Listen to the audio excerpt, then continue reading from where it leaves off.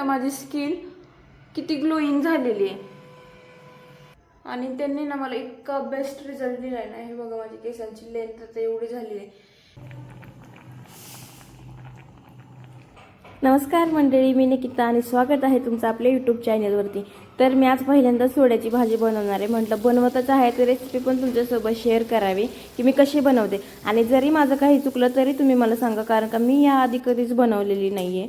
तर सगळ्यात पहिले मी कढई घेतली आणि त्याच्यामध्ये तेल घातलं। तेल जरा जास्तीच घातलं कारण का आता नॉनव्हेज म्हटलं की तेल तर जास्त येणारच।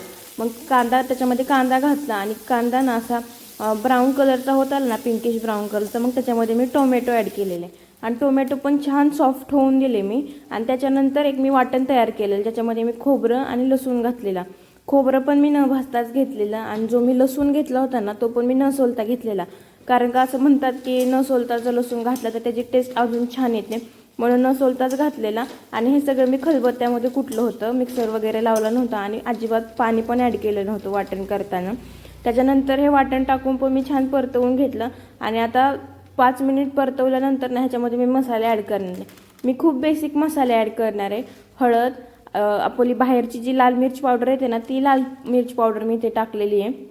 आपला घरचा काळा मसाला जो असतो आपण घरी बनवलेला, आपण ज्याला चटणी म्हणतो, ती चटणी मी थोडीशी टाकलेली आहे। थोडीशी मी टाकलेली आहे धने पावडर। आता धने पावडर घरी करायची होती पण तेवढा वेळ नव्हता, म्हणून मी बाहेरची जी होती ना तीच यूज केली आणि थोडासा मटण मसाला घातला। आता एवढेच बेसिक मसाले मी टाकलेले आहेत। आता मी जास्त तिखट वापरत नाही, कारण का मला जास्त तिखट अजिबात नाही आवडत, मला खाल्लंच जात नाही ते इतकं तिखट, त्याच्यामुळे मी खूप कमी तिखट करणार आहे। आणि हे सगळं मसाले पण 2 मिनिट एकदम छान परतवून घ्यायचे, बारीक गॅसवर परतवून घ्यायचे। मोठ्या गॅसवर परतले तर मसाले जळून जातील म्हणून। आणि मग साईड बाय साईड मी पाणी पण गरम करायला ठेवलं होतं। हे जे मिक्सचर मी केलं होतं वाटण वगैरे घालून मसाले टाकून, त्याच्यामध्ये मी थोडंसं गरम पाणी ॲड केलं, जेणेकरून ते एकदम मिक्स होऊन येईल आणि मसाला करपणार नाही। तर या मसाल्याला आपल्याला तेल सुटेपर्यंत परतायचं आहे। त्याच्यामध्ये मी अजून थोडंसं गरम पाणी ॲड केलं, जेणेकरून एकदम असं ग्रेव्ही टाईप ते तयार होईल। 5 मिनिट ना त्याला मी असं, आता ह्या मिक्सचरला ना मी झाकण लावून ना एकदम बारीक फ्लेमवरती ना 2-3 मिनिट शिजू देणार आहे, कारण का छानपैकी तेल सुटेल म्हणून। बारीक फ्लेमवर असं 5 मिनिट शिजू दिलं ना एकदम त्याला छानपैकी असं तेल सुटलेलं असतं। नंतर त्याच्यामध्ये मी सोडा ॲड करणार आहे। सोड्यासाठी मी आधी काय केलं होतं, जे सोडे होते ना ते गरम पाण्याने मी 1-2दा धुवून घेतले होते छानपैकी आणि नंतर त्याच्यामध्ये गरम पाणीच ॲड करून ना त्यांना मी अर्धा तास भिजत ठेवलेलं, जेणेकरून ते सॉफ्ट होतील, कारण का सोडे खूपच कडक असतात आणि त्यांना खूप खारा पण असतो, म्हणून 2दा गरम पाण्याने धुतलं होतं आणि एकदा कडक गरम पाणी करून त्याच्यामध्ये त्याला अर्धा तास भिजायला घातलं होतं। त्याच्यानंतर मी भाजी करायला घेतलेली। आता सोडा ॲड करून पण मस्तपैकी 2-3 मिनिट ना असं परतवून द्यायचं, कारण सगळ्या सोड्यांना असा मसाला वगैरे लागला ना तर टेस्ट अजून पण छान येईल। मस्त 2 मिनिट मंद गॅसवरती परतवून घ्यायचं आणि त्याच्यामध्ये मी गरमच पाणी ॲड केलं।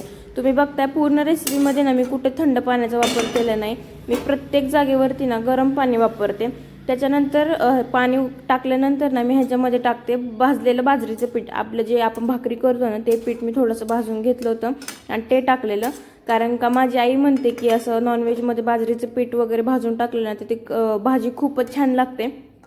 तर त्याच्यामध्ये मी बाजरीचं पीठ पण ॲड केलं होतं आणि मला पाणी जरा कमी वाटत होतं, त्याच्यामुळे अजून थोडंसं पाणी गरम करून मी त्याच्यामध्ये पाणी ॲड केलं होतं। आता ह्याच्यामध्ये मी चवीपुरतं मीठ टाकले। मीठ जरा कमीच टाकायचं, कारण काय होतं सोडे ऑलरेडी खारट असतात आणि आपण मीठ पण जास्त टाकलं ना ती पूर्ण भाजी एकदम खारट होऊन जाते।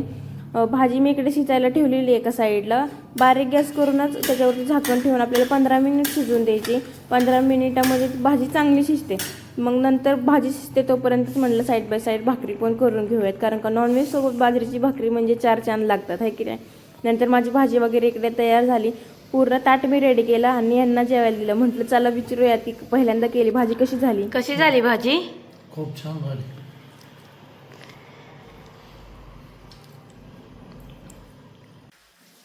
आता ह्यांना तर भाजी आवडली, मलाही आवडलेली। मी कधी असं सुकट बोंबील सोडे वगैरे असं खात नाही, मला जास्त आवडत नाही, तरी पण मी आज खाल्ले आणि खरंच भाजी छान झालेली। नंतर घरातले सगळे कामे वगैरे आवरून घेतली आणि रात्रीच्या तयारीसाठी लागले। सगळे ड्रायफ्रुट्स वगैरे भिजवून ठेवले आणि मला आठवते मी पहिल्यांदा ना सोडे माझ्या मैत्रिणीच्या घरी खाल्लेली। ती अलिबागची होती, आम्ही कॉलेजला असताना ती मला घरी घेऊन गेलेली आणि तिच्या आईने ना सोडे बनवलेले। तर त्यांनी मला जेवायला बसवलेलं आणि त्यांनी ना इतके छान बनवलेले सोडे. त्याच्यामध्ये त्यांनी बटाटा घातलेला, वांगं घातलेलं, शेवग्याची शेंग घातलेली आणि असं आपण काय चिंच पण घातलेली. त्याच्यामुळे ती भाजी खूप सुंदर लागत होती. तर आता स्वयंपाक वगैरे झाला, जेवण वगैरे केलं, सगळं काम वगैरे आवरलं आणि आता रिलॅक्स एकदम बसली आहे स्किन केअरला.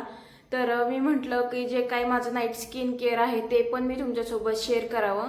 मी एकदम जेन्युइन इन्फॉर्मेशन, माझ्याकडून जेवढं जास्त तुम्हाला चांगली माहिती देता येईल ना तेवढी मी तुम्हाला देण्याचा प्रयत्न करते. आज तर खरं तर माझा स्किन केअरचा डे नाही आहे, आज मी मसाज करणार आहे चेहऱ्याला. तर मी असा विचार केला की मी जे काही ऑइल वगैरे यूज करते फेस मसाजसाठी तेच तुम्हाला सांगावे. तर मागच्या ना काही गेल्या वर्षापासून मी हे बायो ऑइल यूज करते. हे कदाचित तुम्ही बघितलंही असेल काही जणांना हे बायो ऑइल माहीत नसेल. मला असं वाटतं ना हा जो प्रोडक्ट आहे ना तो खूप अंडर रेटेड आहे, खूप अंडर रेटेड. म्हणजे हे इतकं चांगलं ऑइल आहे ना, मी ह्याची जितकी स्तुती करावी ना तेवढी कमी आहे. मग तुम्ही आता म्हणताल की स्पॉन्सर असतील, काही नाही, मी हे स्वतः माझ्या पैशाने विकत घेतलेले आहे आणि हे गेले मागचे 5 वर्ष मी वापरते. तर हे बायो ऑइल काय करते एक्झॅक्टली, तुमची जर स्किन खूपच ड्राय असेल ना तर ती एकदम हायड्रेट करण्यात मदत करतं. म्हणजे तुमच्या चेहऱ्याचा ड्रायनेस पूर्णपणे घालवतं, तुमच्या चेहऱ्याला ग्लोईंग करतं. म्हणजे तुमचा चेहरा ना आता तुम्ही मसाज करायला सुरुवात केली ना तर 15 दिवसातच तुम्हाला रिझल्ट दिसून येईल की तुमचा चेहरा ना एकदम असं ग्लोईंग दिसतोय, हायड्रेटेड दिसतोय, असं वाटतं की तुमच्या त्वचेमध्ये जान असल्यासारखं दिसतं. आणि तिसरं जे आहे, तुमची अनइवन स्किन टोन जर असेल, म्हणजे काळा पांढरा असा जर चेहरा असेल, इकडे आपल्या तोंडाच्या साईडला आपला चेहरा काळा असतो, इथे काळा असतो, बाकीची साईड आपली गोरी असते, तर ते अनइवन झालेली जी आपलं स्किन टोन असतं ना त्याला एकदम इवन करण्याचं काम हे करतं. आणि चौथी आणि सगळ्यात महत्त्वाची गोष्ट म्हणजे हे बायो ऑइल आहे ना प्रेग्नेंट बायकांसाठी खूप खूप इफेक्टिव्ह आहे. जर तुम्ही प्रेग्नेंट असताल आणि तुम्हाला ना स्ट्रेच मार्क्स नको असतील जे आपल्या पोटावरती येतात, तर रोज सकाळ संध्याकाळी काय करायचं, हे बायो ऑइल ना पोटाला लावायचं एकदम मस्तपैकी. त्याने काय होतं, जी ताणली गेलेली त्वचा असते ना त्याच्यामध्ये मॉइश्चर लॉक होतं आणि तेवढं स्ट्रेच मार्क्स तुम्हाला येत नाही. तर असं हे बायो ऑइलचं यूज आहे. आता मी हे 5 वर्षापासून यूज करते, मी हे स्वतः रिझल्ट अनुभवले म्हणून मी तुमच्यासोबत सांगते. आणि आज हेच मी वापरणार आहे फेस मसाजसाठी. आज मी बाकीच्या काही क्रीम वगैरे लावणार नाही, हेच ऑइल लावून मी मसाज करणार. जास्त नाही, 2-4 ड्रॉप घ्यायचे हातावरती, असं छान रब करायचं आणि पूर्णपणे चेहऱ्याला लावायचं, असं मानेला पण लावायचं आणि छान मसाज करायचा.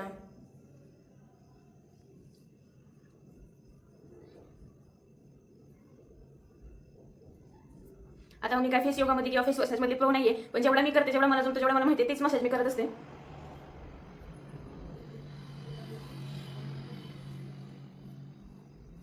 एकदम हलक्या हाताने मसाज करायची, जास्त चेहरा अजिबात नाही घासायचा.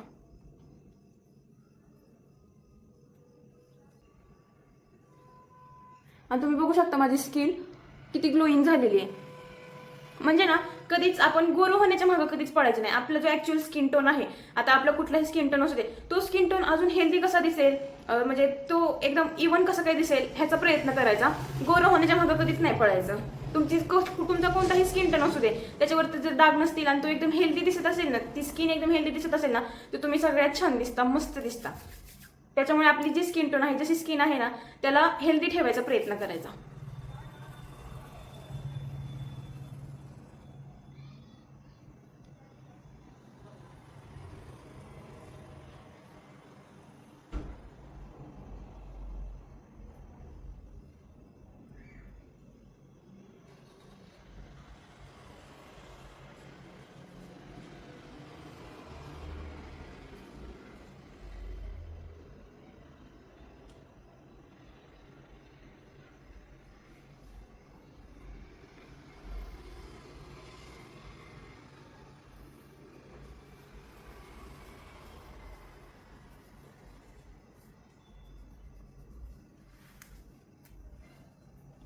ज्यांची स्किन एकदमच ड्राय आहे, ज्यांची स्किन अनइव्हन आहे आणि ज्यांना ना खरंच ॲक्च्युअलमध्ये ग्लोईंग स्किन हवी आहे ना, त्यांनी हे प्रोडक्ट एकदा वापरत असं माझं सजेशन असणार आहे तुम्हाला. मी माझ्या खूप साऱ्या फ्रेंड्सला पण हे रिकमेंड केलं, आता त्या पण यूज करतात हे ऑइल.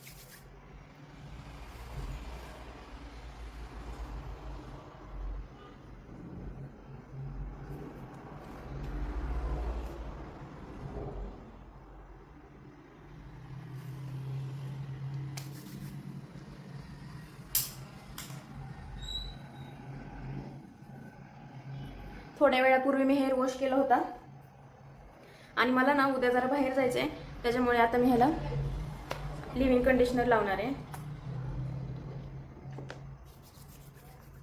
माझ्या केसांची कंडिशन ना 1 वर्षापूर्वी खूप म्हणजे खूप जास्त खराब झालेली आणि ना मी माझ्या हेअर केअर रुटीनमध्ये थोडेसे चेंजेस केले, जास्त काही नाही, खूप छोटे छोटे चेंजेस केलेले आणि त्यांनी ना मला इतका बेस्ट रिझल्ट दिला ना. हे बघा माझी केसांची लेंथ आता एवढी झालेली आहे. माझी स्किनची कंडिशन एवढी खराब झालेली ना, इथून एवढे केस माझे असायचे. मला असं स्वप्न होतं ना की माझे केस कमरेपर्यंत पडावे. म्हणजे सगळ्यांचंच असतं महिलांचं की ना आपले केस खूप मोठे असावे, खूप सुंदर असावे, आपण अशी साडी घातली मोकळे सोडले की एकदम सुंदर केस दिसावे, असं सगळ्यांनाच वाटत असतं आणि मला पण तसंच वाटायचं. पण केस ना माझ्या अजिबातच वाढायचं नावच घेत नव्हते. सगळे डॅमेज झालेले, सगळे फ्रीजी झालेले आणि ना ह्या लेंथच्या खाली ते वाढतच नव्हते. मी जास्त काहीच नाही केलं, फक्त 2-3 गोष्टी बदलल्या होत्या, त्याने माझ्या केसांना एवढा फरक पडला. तर तुम्हाला माझं हेअर केअर रुटीन हवं असेल ना तर मला नक्कीच सांगा. व्हिडिओ आवडला असेल तर लाईक करा. आता स्किन केअर आणि हेअर केअर दोन्ही करून झालेलं आहे. जर व्हिडिओ आवडला असेल तर लाईक करा, शेअर करा आणि सबस्क्राईब करायला विसरू नका. चला भेटूया नेक्स्ट व्लॉगमध्ये. Bye bye.